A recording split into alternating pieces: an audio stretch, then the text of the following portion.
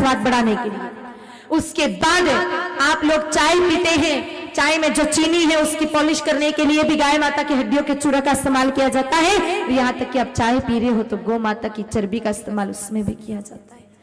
मेरे भाई बहन, राजीव भाई दीक्षित के कुछ व्याख्यानों में स्पष्ट है कि कई सारी चाय कंपनियां, सारी नहीं लेकिन कुछ कंपनियां स्वाद और रंग को बढ़ाने के लिए चर्बी का इस्तेमाल करती हैं। अब उसमें कौन है कौन नहीं हमें क्या पता, हो सकता है हम भी पी रहे हो तो इससे अच्छा पीना ही बंद कर दो। मेरे भाई बहनों, 1996 में बहुत बड़ा लेख छपा था कि 1996 से पहले जितने भी ये स्लॉटर हाउस है यानी कत्ल खाने हैं, उससे जो वेस्टेज निकलता था उसको जला करके राख कर दिया जाता था। लेकिन 1996 के बाद वो सारा वेस्टेज पहुंचा दिया गया टी प्रोसेसिंग कंपनी यानी चाय बनाने वाली कंपनियों के पास। और जब ये मामला उछला संसद में, आप में से कई लोगों को ध्यान होगा 1996 में बहुत मामला उछला था, संसद में उछला, मीडिया ने बहुत छापा। तो उस दौर में 1996 के दौर में कई सारे लोगों ने 2-5 दिन के लिए चाय बंद भी कर दी, पर अंग्रेजों की औलाद सबके सब, इसीलिए 8 दिन बाद वापस चाय शुरू कर दी। कहते हैं कि माता दुखता है, दुखेगा, फट भी जाएगा, इससे तो ज्यादा कुछ नहीं होगा, ज्यादा से ज्यादा फट जाएगा लेकिन इससे ज्यादा कुछ नहीं होगा। मेरे भाई बहन, 4 दिन दुखेगा फिर बंद हो जाएगा। लेकिन गाय माता को मार करके अगर आप चाय पी रहे हो तो फिर आपसे बड़ा पापी इस संसार में कोई नहीं। जब भी आप चाय पी रहे हो समझ लेना, 1 कप चाय रोज की पी रहे हो मतलब 1 गाय माता के गले की छुरी आप चला रहे हो। 2 कप चाय पी रहे हो मतलब रोज 2 गौ माता की हत्या आप कर रहे हो। दिन में जितनी भी चाय पीते हो काउंट कर लेना, उतनी गाय माता की हत्या के जिम्मेदार आप है। चाय नहीं पियेंगे तो कोई मर थोड़ी जाएंगे। हमारे जैसे और अन्य लोग यहाँ बैठे हैं जो चाय नहीं पीते, तो क्या मर गए? हमारे पूर्वज कौन से चाय पीते थे? ये चाय तो हिंदुस्तान में तब आई जब अंग्रेज आए, उससे पहले तो चाय थी ही नहीं। रात की घाट राबड़ी जो पड़ी होती ना छाछ की, उसी को पी करके हमारे पूर्वज काम में लग जाते थे। मेरे भाई बहन, चाय जानते नहीं थे तो वो क्या जिंदा नहीं थे? वो मर नहीं गए। तो आप भी चाय नहीं पियोगे तो मर नहीं जाओगे, लेकिन आपके चाय पीने से कहीं गौ माता जी का वध जरूर हो रहा है। इसीलिए चाय पीना छोड़ देना।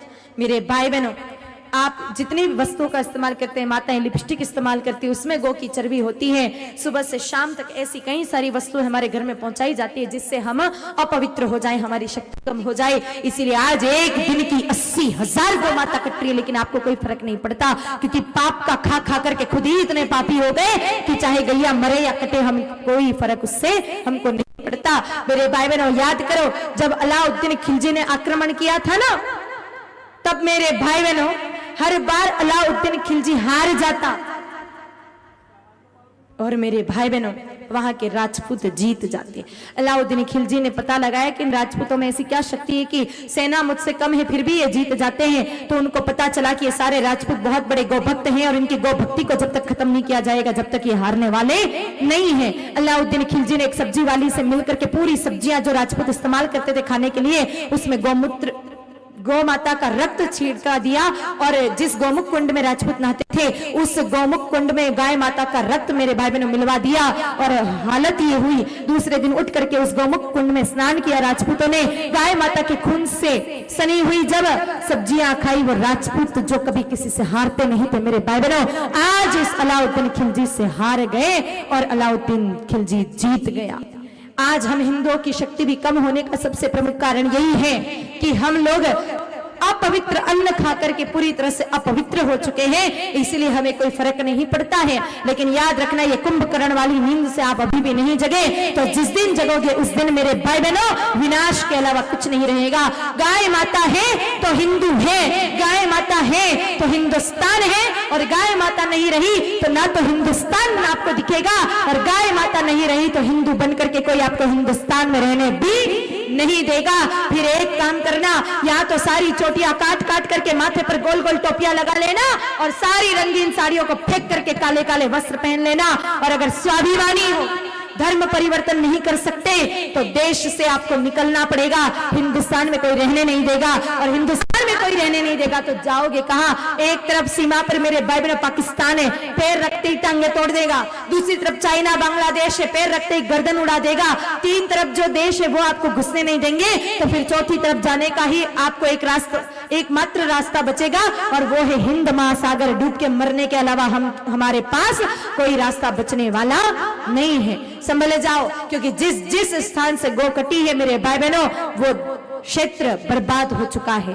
पाकिस्तान क्षेत्र में, सिंध प्रांत में गौ माता नहीं थी, हिंदुस्तान से पाकिस्तान अलग हो गया। बांग्लादेश की तरफ गाय माता नहीं थी तो वो भी हिंदुस्तान से अलग हो गया। आज कश्मीर में गौ माता नहीं है, वो भी अलग होने की कगार पर है। मेरे भाई बहनों, जहां जहां गैया कटती है प्रकृति माता ऐसा तांडव रचाती है कि हम कल्पना नहीं कर सकते। आप सब लोग बैठे हैं, इसमें अधिकतर लोग जानते हैं कि कच्छ भुज की तरफ 2000 के दौर में बहुत बड़ा भूकंप आया था। कभी आप जिस मार्ग पर भूकंप आया उस मार्ग का कभी एनालिसिस करके देखना। गोधरा वाला, कांडला, बंदरगाह वाला मार्ग पर ही भूकंप आया, क्योंकि सबसे अधिक गौ माताएं उसी रास्ते से कटने के लिए जाती थी। कांडला बंदरगाह से विदेशों में भेज दी जाती थी। मेरे भाई बहनों, प्रकृति ने ऐसा तांडव मचाया कि हमारे सामने वो दृश्य था। अगर आपको इतनी पुरानी बात याद नहीं रहे तो अभी 2 या 4 साल पहले जब नेपाल में त्रासदी आई, सारा नेपाल बर्बाद हो गया। पशुपतिनाथ जी के अलावा कुछ नहीं बचा, क्योंकि 2 लाख गौ माताओं को बलि चढ़ाई गई थी। मेरे भाई बहनों, अगर ये भी बात याद ना हो तो पिछले साल जो केरल में बाढ़ आई, सारा केरल तबाह हो गया, क्योंकि वहां पर गौ हत्या मेरे भाई बहनों अंधाधुन प्रारंभ हो गई। इसलिए अगर हम नहीं संभले तो शायद अब अगला हमारा ही नंबर हो। इसलिए संभल जाइए। एक एक गौ माता जी की सेवा का जिम्मा हमें अपने माथे पर अब उठाना पड़ेगा। मेरे भाई बहनों,